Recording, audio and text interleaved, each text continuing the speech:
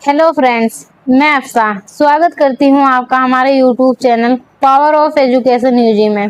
दोस्तों, आज हम मां शाकुंभरी यूनिवर्सिटी सहारनपुर एमए समाजशास्त्र के फर्स्ट सेमेस्टर की जो फर्स्ट बुक है सोशियोलॉजिकल कॉन्सेप्ट यानी समाजशास्त्रीय अवधारणा। दोस्तों, आज हम समाजशास्त्रीय अवधारणा की सेकंड यूनिट कंप्लीट कराएंगे। दोस्तों, सेकंड यूनिट का फर्स्ट पार्ट हमने कंप्लीट करा दिया था, जिसमें हमने सोशल स्ट्रक्चर यानी सामाजिक संरचना को अच्छे से समझा था। दोस्तों, आज हम सेकंड पार्ट जिसमें हम सोशल फंक्शन यानी सामाजिक प्रकार्य को अच्छे से समझेंगे।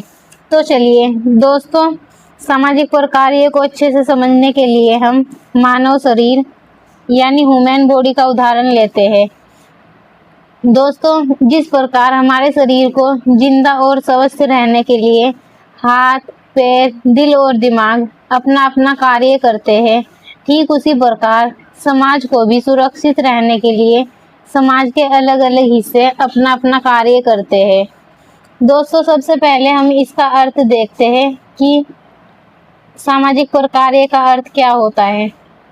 दोस्तों, सामाजिक प्रकार्य से तात्पर्य उस योगदान से है जो कोई सामाजिक संस्था, समूह, रीति रिवाज सामाजिक व्यवस्था की स्थिरता, एकता और निरंतरता बनाए रखने में कार्य करता है। यही सामाजिक प्रकार्य होता है।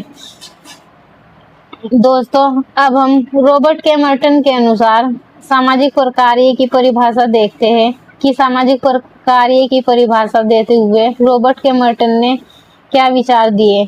दोस्तों, सबसे पहले हम जानेंगे रॉबर्ट मर्टन एक प्रसिद्ध अमेरिकी विचारक है, जिन्होंने अपनी पुस्तक social theory and social structure 1949 में सामाजिक प्रकार्य की परिभाषा बहुत ही वैज्ञानिक और विस्तृत रूप से समझाई है। दोस्तों, अब हम सामाजिक प्रकार्य की परिभाषा देखते हैं। सामाजिक प्रकार्य वह परिणाम है जो सामाजिक व्यवस्था के अनुकूलन और समायोजन में सहायता करता है।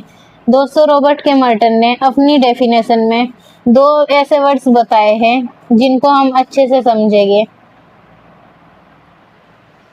दोस्तों, अनुकूलन यानी अडेप्शन। अनुकूलन समाज का समय और परिस्थितियों के अनुसार खुद को ढालना है। दोस्तों, जैसे समाज होता है वो समय और परिस्थितियों के अनुसार खुद को उन्हीं परिस्थितियों में ढाल लेता है, यही अनुकूलन होता है। अब हम समायोजन देखते हैं कि समायोजन क्या होता है। दोस्तों, समायोजन यानी एडजस्टमेंट, समाज के लोगों और संस्थाओं का आपस में मिलजुल कर रहना, यह समायोजन होता है। इस प्रकार हमने रॉबर्ट के मर्टन की डेफिनेशन को अच्छे से विस्तार से समझा है। अब हम इसके कुछ उदाहरण देखते हैं। दोस्तों, सामाजिक प्रकार्य का सबसे अच्छा उदाहरण परिवार होता है। जैसे परिवार बच्चों का पालन पोषण करना और शिक्षा। दोस्तों, शिक्षा का कार्य होता है लोगों को ज्ञान देना, रोजगार के काबिल बनाना। और थर्ड उदाहरण है इसमें धर्म। दोस्तों, धर्म का भी अपना कार्य होता है, जैसे लोगों के मन में विश्वास पैदा करना, लोगों को आपस में जोड़े रखना, ये एक धर्म का कार्य होता है। इस तरह ही अर्थव्यवस्था का भी अपना कार्य होता है। दोस्तों, हमने सामाजिक प्रकार्य का अर्थ देखा और उसकी परिभाषा देखी। अब हम रॉबर्ट के मर्टन के अनुसार सामाजिक प्रकार्य के प्रकार देखते हैं कि रॉबर्ट के मर्टन ने सामाजिक प्रकार्य के दो प्रकार बताए हैं। पहला है मैनिफेस्ट और दूसरा है लेटेंट। मैनिफेस्ट यानी प्रकट कार्य। दोस्तों, प्रकट कार्य वह होते हैं जो हम पहले से सोचते हैं और वो पूरा हो जाता है। जैसे इसका एक एग्जाम्पल है। दोस्तों, जैसे जो स्टूडेंट्स होते हैं वे अच्छे मार्क्स लाने के लिए मेहनत करते हैं, तो उन्हें उसका परिणाम भी अच्छा ही मिलता है।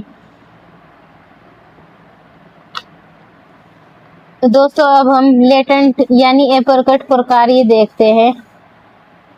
अप्रकट प्रकार्य वे होते हैं जो हम सोचते नहीं और वो हो जाते हैं। दोस्तों ये मैनिफेस्ट का उल्टा होता है। जैसे मैनिफेस्ट में तो आर के मर्टन ने बताया है कि जो हम सोचते हैं उसका परिणाम भी वैसा ही मिलता है, और लेटेंट प्रकार ये में होते हैं जो हम सोचते नहीं लेकिन वो हो जाते हैं। इस प्रकार आप रॉबर्ट के मर्टन के अनुसार सामाजिक प्रकार्य के प्रकार अच्छे से समझ चुके हैं। दोस्तों अब हम सामाजिक प्रकार्य की कुछ विशेषताएं देख लेते हैं जो इस प्रकार हैं। फ्रेंड्स, सामाजिक प्रकार्य समाज की आवश्यकताओं की पूर्ति करता है, सामाजिक व्यवस्था को बनाए रखता है, सामाजिक एकता को बढ़ावा देता है, समाज के विकास में योगदान देता है। दोस्तों देखो, सामाजिक प्रकार्य समाज में एकता को बढ़ावा देता है, सामाजिक व्यवस्था बनाए रखता है और समाज की कुछ आवश्यकताएं होती है जिनकी पूर्ति सामाजिक प्रकार्य के अनुसार होती है। इस प्रकार हमने सामाजिक प्रकार्य की विशेषताएं देखी है। दोस्तों अब हम इसको निष्कर्ष के रूप में समझ सकते हैं। जैसे सामाजिक प्रकार्य वह योगदान है जो कोई सामाजिक संस्था या व्यवस्था समाज की आवश्यकताओं की पूर्ति और सामाजिक स्थिरता बनाए रखने के लिए करती है। इस प्रकार हमने सामाजिक प्रकार्य को अच्छे से समझ लिया है। दोस्तों अब हम थर्ड टॉपिक यानी सोसाइटी को अच्छे से समझेंगे। दोस्तों सोसाइटी हम किसे कहेंगे? सोसाइटी एक जन समूह होता है, यानी दो से अधिक व्यक्तियों का समूह। तो चलिए सबसे पहले हम सोसाइटी का अर्थ देखते हैं कि सोसाइटी का अर्थ क्या होता है। दोस्तों समाज यानी सोसाइटी व्यक्तियों का केवल समूह नहीं होता बल्कि उनके बीच स्थापित संबंधों जैसे सोशल रिलेशनशिप का एक संगठित जाल होता है।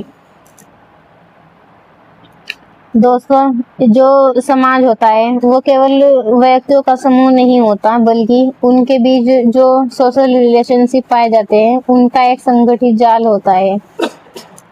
समाज में लोग एक दूसरे के साथ अंतःक्रिया करते हैं, साझा संस्कृति मानदंड संस्थाओं के माध्यम से जुड़े रहते हैं। फ्रेंड्स, समाज में जो लोग रहते हैं वो एक दूसरे के साथ अंतःक्रिया करते हैं, साझा संस्कृति और मानदंड के माध्यम से एक दूसरे के साथ जुड़े रहते हैं। तो चलिए अब हम समाज की कुछ डेफिनेशन देखते हैं जो हमारे प्रथम थिंकर है मैकआइवर एवं पेज। दोस्तों मैकआइवर एवं पेज ने बताया है कि समाज सामाजिक संबंधों का जाल है। दोस्तों मैकआइवर एवं पेज की डेफिनेशन जानने से पहले हम सामाजिक संबंध जानते हैं कि सामाजिक संबंध क्या होता है। दोस्तों सामाजिक संबंध जब दो या दो से अधिक व्यक्ति संपर्क सहयोग और व्यवहार करते हैं उसे सामाजिक संबंध कहते हैं। टालकट पार्सन के अनुसार डेफिनेशन देखते हैं जिन्होंने बताया है कि समाज मानवीय संबंधों की समग्र व्यवस्था है। दोस्तों टालकट पार्सन का मानना था कि जब इंसान आपस में बातचीत और व्यवहार करते हैं तो उससे जो एक पूरी व्यवस्थित प्रणाली बनती है वह समाज है। अब हम थर्ड थिंकर देखते हैं जो है मॉरिस जिन्सबर्ग। दोस्तों जिन्सबर्ग ने समाज की परिभाषा इस प्रकार बताई है कि समाज उन व्यक्तियों का समूह है जो विशेष संबंधों और व्यवहारों से जुड़े होते हैं। दोस्तों जिन्सबर्ग का मानना था कि लोग एक दूसरे से किसी न किसी उद्देश्य की पूर्ति करने के लिए एक दूसरे से जुड़े रहते हैं। इस प्रकार हमने समाज का अर्थ परिभाषा देखी है। अब हम समाज की विशेषताएं को समझते हैं। दोस्तों समाज सामाजिक संबंधों का जाल है, पारस्परिक निर्भरता पाई जाती है, सहयोग और संघर्ष दोनों का अस्तित्व होता है, साझा संस्कृति होती है। साझा संस्कृति दोस्तों जब दो व्यक्ति आपस में मिलते हैं अलग अलग संस्कृति के होते हैं और उनकी संस्कृति आपस में साझा होती है तो ये भी एक समाज होता है। दोस्तों अब इसमें नेक्स्ट पॉइंट है सामाजिक नियंत्रण यानी सोशल कंट्रोल बना रहता है। निरंतर परिवर्तनशीलता आती है, संगठन और संस्थाएं पाई जाती है। इस प्रकार हमने समाज का अर्थ, परिभाषा और विशेषताएं देख लिए। दोस्तों, इस प्रकार हमने सेकंड टॉपिक सोशल फंक्शन यानी सामाजिक प्रकार्य और थर्ड टॉपिक सोसाइटी यानी समाज को अच्छे से समझ लिया है। अब हम फोर्थ टॉपिक देखते हैं, कम्युनिटी यानी समुदाय।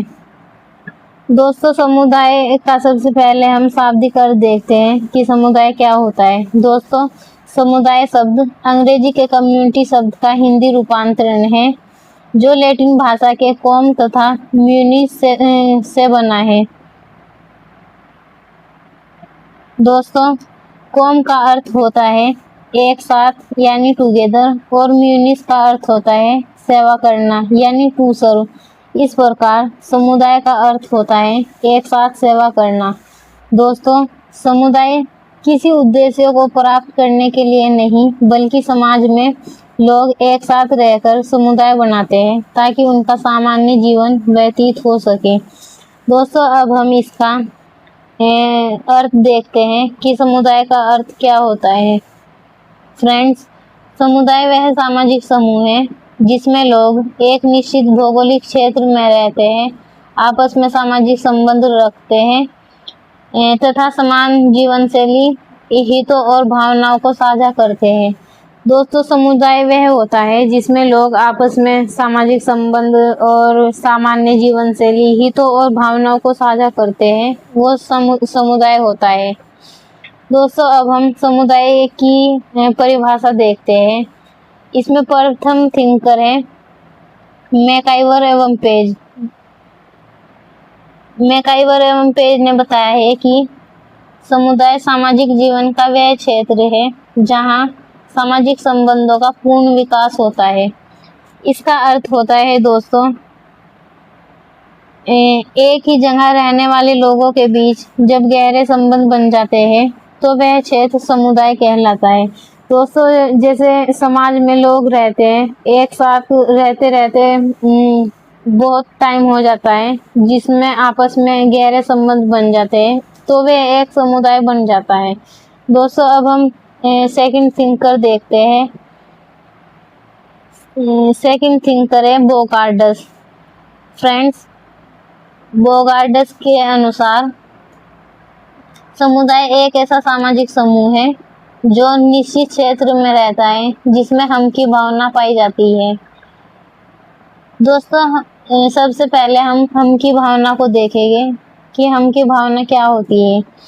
दोस्तों, यहाँ हम की भावना यानी वी फीलिंग का मतलब है एक दूसरे के प्रति जुड़ाव और अपनेपन का भाव होना, ना कि ईगो की भावना होना। दोस्तों, जब हम एक दूसरे के दुख और सुख में एक साथ होते हैं तो वह हम की भावना होती है। इस प्रकार हमने समुदाय का अर्थ और परिभाषा देख लिए। दोस्तों, अब हम समुदाय की विशेषता देखेंगे कि समुदाय क्या होता है। समुदाय में फर्स्ट पॉइंट है निश्चित भौगोलिक क्षेत्र। दोस्तों, इनको एग्जाम में अगर क्वेश्चन आ जाए कि समुदाय का अर्थ तथा उसकी विशेषताएं बताइए, दोस्तों इन सभी टॉपिक को हेडिंग बनाकर लिखिए और जो मैं आपको बता रही हूँ वो उस हेडिंग के अंदर लिखिएगा, जिससे हमारा क्वेश्चन अच्छे से समझ आएगा एग्जामिनर को।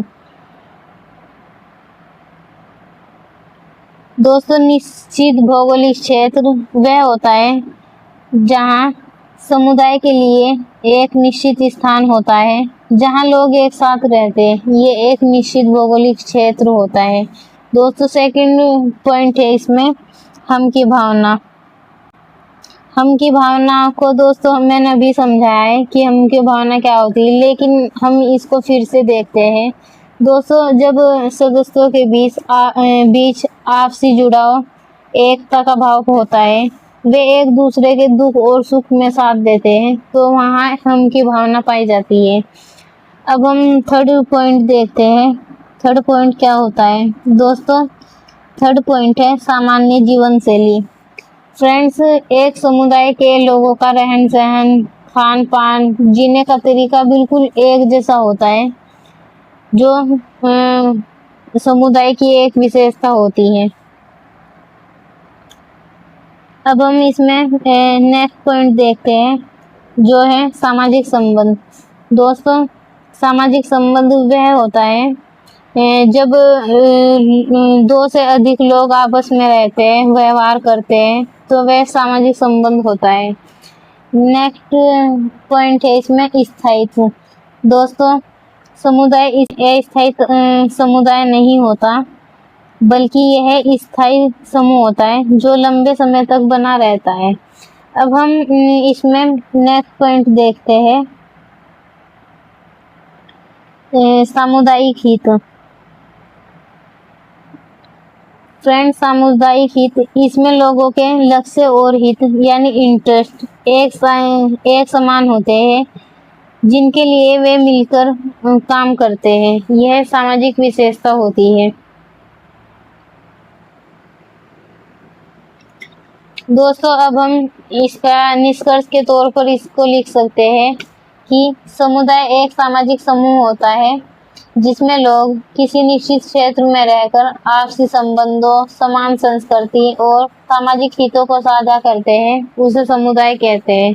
दोस्तों, समुदाय का सबसे अच्छा तरीका है समझने का, इसमें हम की भावना होती है, यानी एक दूसरे के प्रति उनके दुख और सुख में हमेशा उनके साथ खड़े रहते हैं। इस प्रकार हमने समुदाय को अच्छे से समझ लिया है। दोस्तों, वीडियो अच्छी लगे तो please like, comment and subscribe. धन्यवाद।